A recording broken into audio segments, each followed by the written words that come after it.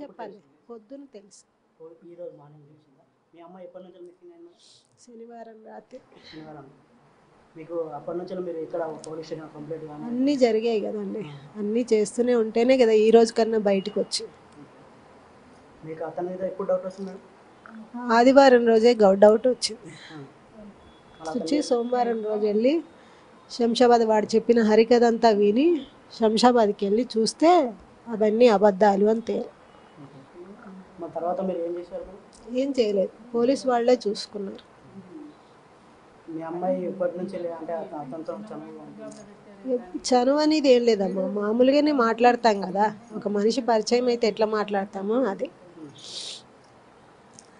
వాళ్ళు అంటే మీ అమ్మాయి అతను ఎప్పటి నుంచి ఎన్ని రోజుల నుంచి క్లోజ్గా ఉంటున్నారు? చెప్పాను కదా, అలాంటి క్లోజ్ మీరు అనుకునే క్లోజ్ కాదమ్మా, మామూలుగా మాట్లాడతాం కదా మనిషి కనపడితే. అది ఎందుకు చేశాడు అంటే అది భగవంతుడికి తెలుసు. వాడు ఏం ఖర్చునో ఏంటో మనకు తెలియదు కదా.